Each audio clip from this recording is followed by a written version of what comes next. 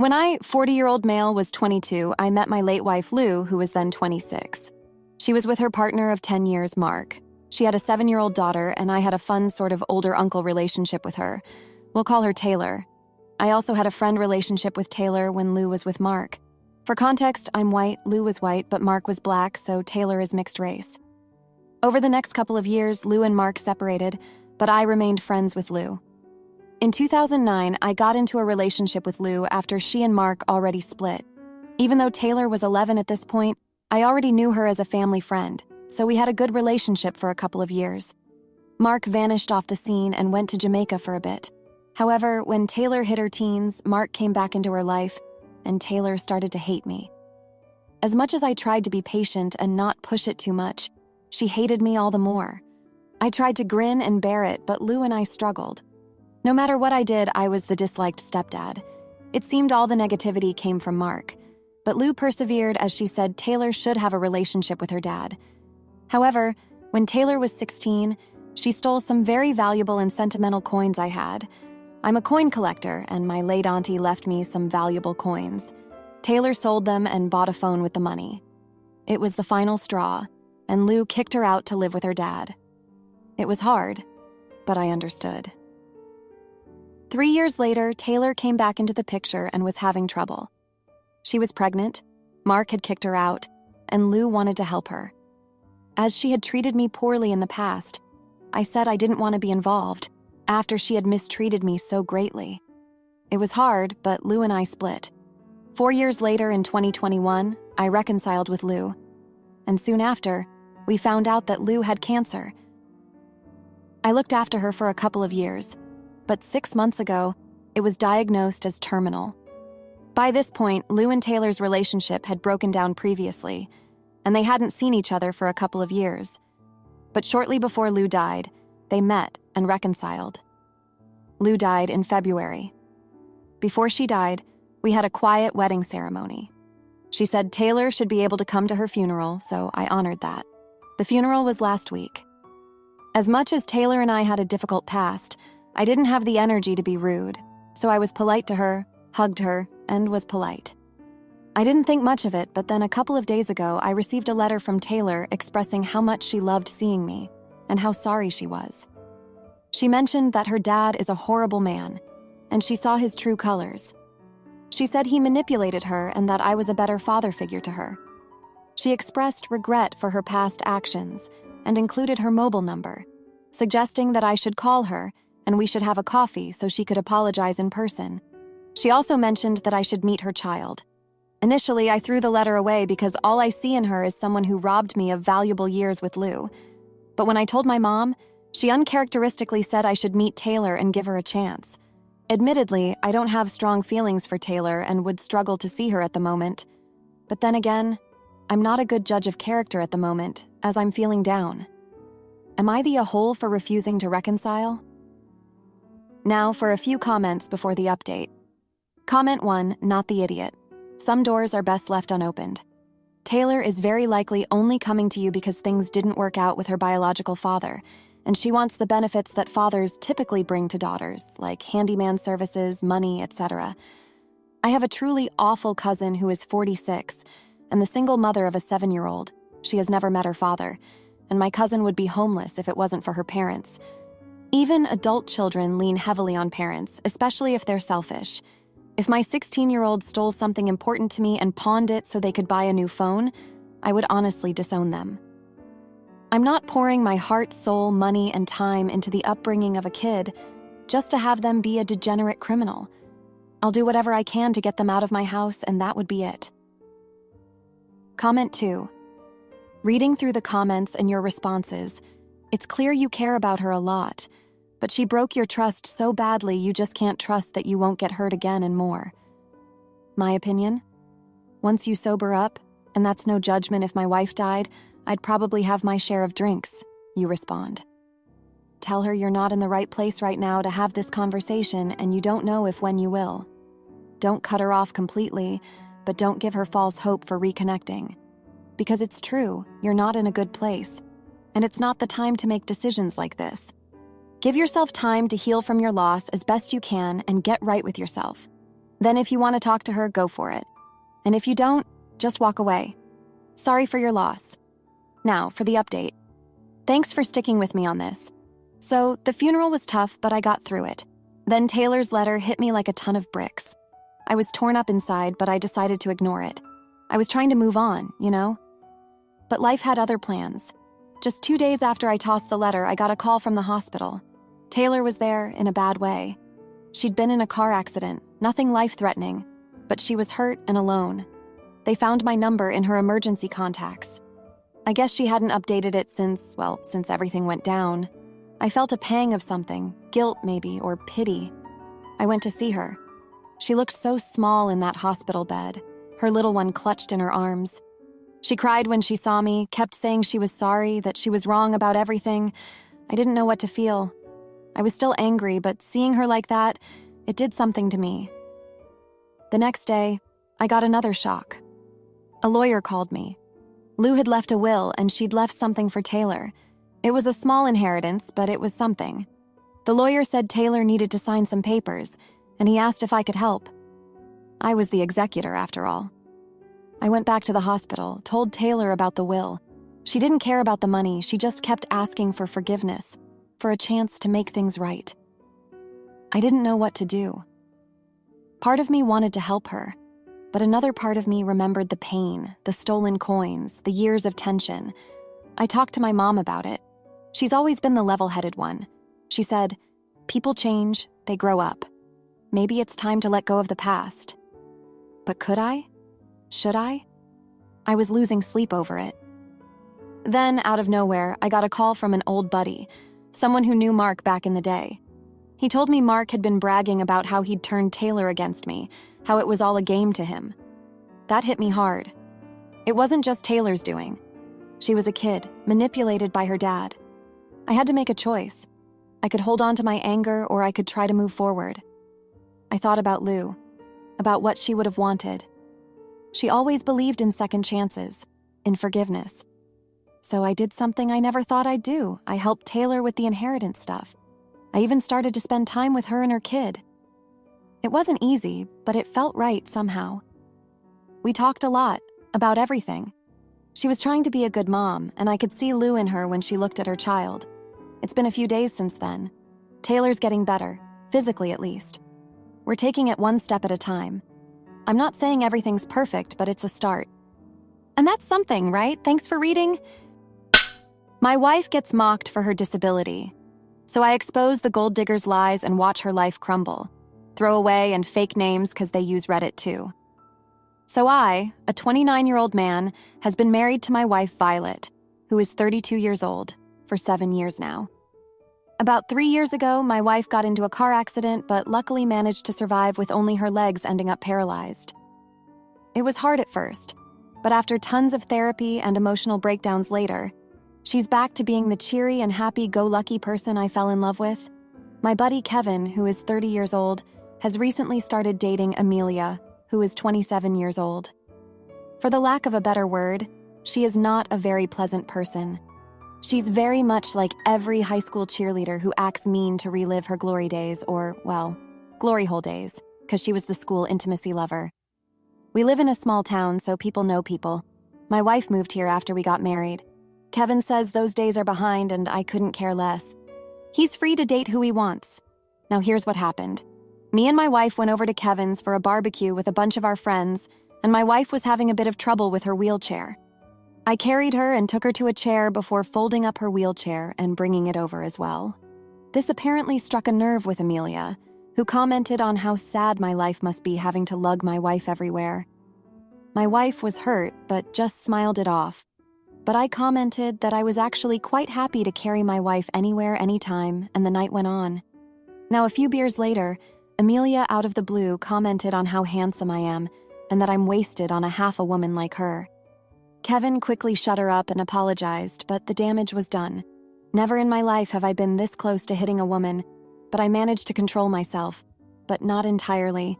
I said at least she's an actually intelligent and interesting woman whose only defining characteristic isn't how many dicks she's gotten in one night. Amelia looked hurt, and Kevin looked pissed, but I didn't care. and continued calling her a washed-up Finnish rag who'll never be worth anything more. So, as you'd expect, we got kicked out and it ruined the barbecue. But I went home smiling with my wife, happily carried in my arms, and we got home and got some takeout as we watched a movie. But Kevin, Amelia, and half our group has been blasting me, telling me I went too far and shouldn't have said that. Kevin has been on my butt about apologizing and says that if I don't, we won't be friends anymore. We've been friends since we were 12. Now I'm feeling a little guilty about things I said since Kevin did apologize, and everything she said was when she was drunk, and maybe I went a little too far. But, well, to be fair, the smile on my wife's face as we went home makes me feel more happy than guilty. So, am I the idiot? Edit. Thanks, guys, for all the responses. My wife and I have been reading them together, and honestly, we're pretty thankful for your responses. As shitty as the situation is, it's unfortunately something that happened, so no point crying over spilt. Now, a few things. First, the part of the group that has been calling me TA were not the ones that attended the barbecue, and as I've heard, have been given a fun little story of their own. So that's something we'll have to deal with. But the majority of our friends group, including everyone who was there, are on my side and came over to check on us, for which I am genuinely very thankful. Second, I do see I might have gone just a smidge too far, and despite my anger, a few different words should have been used. I apologize to you guys for that, not to that freaking witch. And finally, I plan to confront Kevin alone sometime, because he isn't the type to stand for such nonsense, and I want to get to the bottom of this. It'll hopefully end well, and I'll keep you all updated. Thanks a bunch from me and my wife. Hope you all have a lovely day.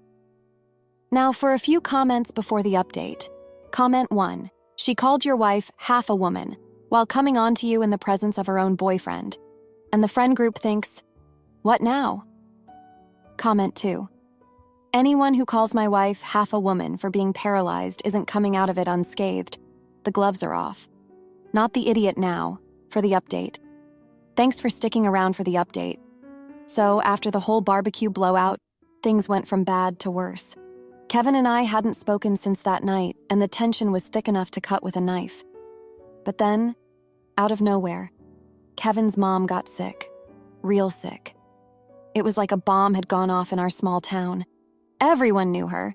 She was like the neighborhood mom. And with this happening, it forced Kevin and me back into the same room after weeks of silence. I went to the hospital to see her, and that's where I ran into Kevin. It was awkward, to say the least. We were standing there, in the sterile white of the hospital corridor, and all our past fights seemed so petty. His eyes were red, and it was clear he hadn't slept. I could tell he was torn up inside, and despite everything, I felt for him. We didn't talk about Amelia or the argument. It was all about his mom. But then Amelia showed up. She was all tears and drama, making a scene in the middle of the hospital. She was loud, saying how she couldn't bear to lose her second mom. It was so fake, and everyone could see right through it. But that wasn't even the worst part. Later, I overheard her talking on the phone, saying how she was only there to make sure Kevin's mom left her something in the will. I was boiling with anger. How could she be so heartless? I knew I had to tell Kevin, but I also knew he wouldn't believe me without proof. So I did something I never thought I'd do. I recorded her. The next time she was on the phone spewing her venom, I got it all on tape. It felt low, but I had to protect my friend from this leech. When I played the recording for Kevin, he was devastated. He couldn't believe that the woman he was dating could be so cruel. He broke up with her on the spot, and she stormed out, screaming about how we'd all regret this. In the aftermath, our friend group was split. Some thought I had gone too far by recording her, but most were glad that Amelia's true colors were finally out in the open. Kevin and we patched things up. He apologized for not believing me sooner, and I apologized for the harsh words at the barbecue. It was a rough patch, but we came out of it stronger. And then, just when we thought we could breathe again, Amelia dropped a shocker. She claimed she was pregnant with Kevin's child. The news hit like a freight train. Kevin was in shock, and honestly, so was I. But something didn't sit right with me. The timing was too convenient, too manipulative. Kevin was ready to step up and be a father, but I urged him to get a paternity test. It was a mess of emotions and accusations, but in the end, the test came back negative. Amelia had lied, trying to trap Kevin and secure herself a place in his life and his wallet. The fallout was nuclear. Amelia left town, and the whole ordeal left a bitter taste in everyone's mouth. But through it all, I stood by Kevin, and he knew I had his back. It was a harsh lesson, but it showed who you could really trust when the chips were down. Thanks for reading this far. It's been a tense ride, but I'm glad to have had you all with me. My boyfriend's daughter acts like a queen and treats everyone like dirt. But when I learn she's bullied for her weight, I try to apologize and she shuts me out. So I show her what real humility looks like by donating her entire wardrobe to charity and enrolling her in a humble pie baking class. I'm not sure where to begin here. I know this behavior isn't normal. I've been around so many different kids, and my boyfriend's daughter is the only one I've met in her age group that is this full of herself. It would be one thing if it was just confidence, but it's not. She goes out of her way to do things at other people's expense. So I've been in the picture for 3 years. I have 2 sons, 13, 8, and he just has Sophia, 11. Every single time I bring the boys to visit, she makes everything into a gross competition. If they are drawing, she tells my boys how much their drawing sucks and says, "You're just jealous that you can't draw as well as me." Or if any of us are listening to music, she will tell us all to shut up and stop singing, because she is the only one who can sing well, and we are all jealous of her beautiful voice. The way she talks about herself is just gross, in my opinion. Constantly calling herself perfect, gorgeous, etc., and constantly saying, "It's not my fault you're jealous of me because I'm so perfect." It's constant. I'm talking like easily 30 plus times a day she's talking about how perfect she is and how everyone is jealous of her. Her personality is just ugly. And it sucks because I've seen her be a great kid multiple times, but as she gets older, she becomes more and more conceited, and it takes away from her potential every single time. And I have no clue where she gets it from either. Her dad has 0 confidence and is a super introvert. Her mom is pretty much the same, hates attention drawn to her. But then here comes Sophie, loudly expressing in the aisle that would look so much better on me than it does her. I have the perfect body for that, not her. Talking about a total stranger, loud enough for the person to hear.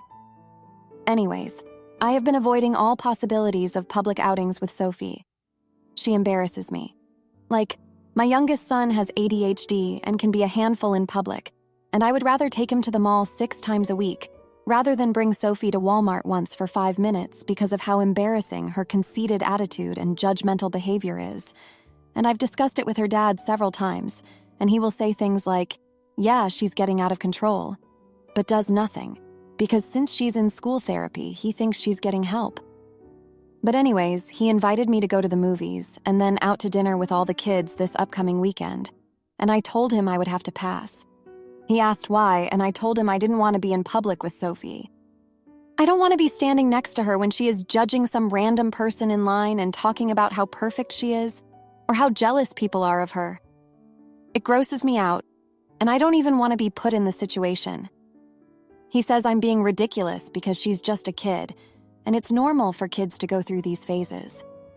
I told him there is nothing normal about his daughter's behavior, and she needs therapy. He's now not speaking to me. Am I the idiot? Now, for a few comments before the update. Comment 1.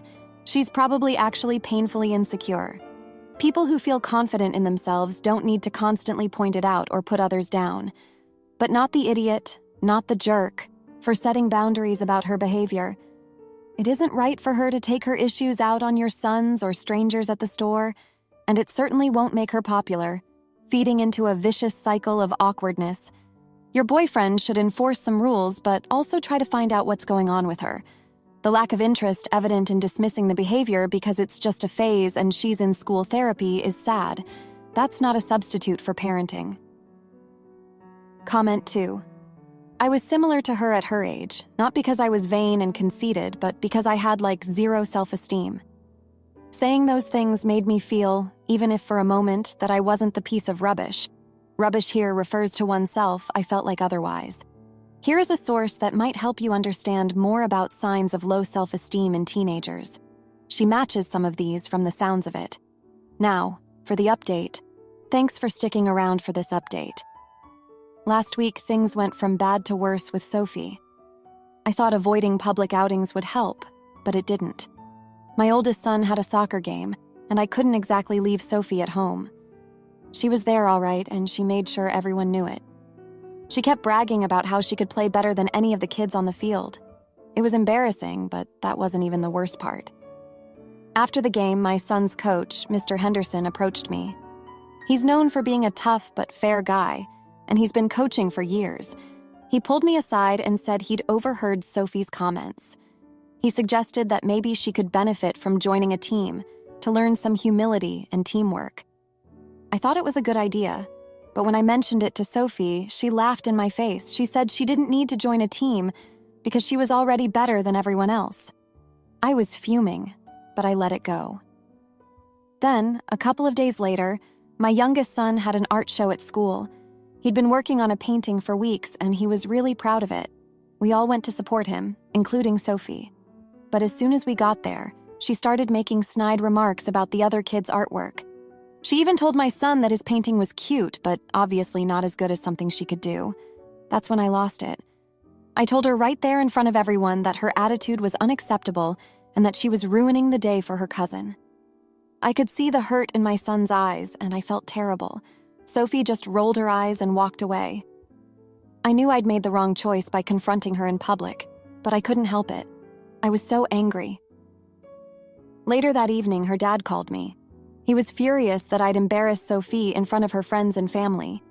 He said I had no right to discipline her and that I was overstepping my boundaries. We had a huge argument, and I ended up hanging up on him. I know I should have handled it differently, but I was just so fed up with her behavior. The next day, Sophie's mom called me. She'd heard about the incident and wanted to talk. She said she understood my frustration, but that Sophia was going through a tough time. Apparently, Sophie had been bullied at her previous school for being overweight, and her current behavior was a defense mechanism. She was trying to act confident to protect herself from getting hurt again. I felt like a complete jerk. I had no idea. I tried to apologize to Sophie, but she wouldn't listen. She just shut me out. I realized that I'd let my resentment cloud my judgment, and now I might have ruined my relationship with her for good. To make matters worse, my boyfriend and I haven't been able to resolve our argument. He thinks I'm too harsh on Sophie, and I think he's too lenient. It's like we're at a stalemate, and I don't know how to fix it. So, that's where we're at. A family divided, a little girl with hidden pain, and me stuck in the middle making all the wrong choices. Thanks for reading. If you liked this video, you'll probably like these too. Also, while you're here, please consider subscribing. It's your support that keeps this channel alive and allows me to make better and longer videos. Have a great day.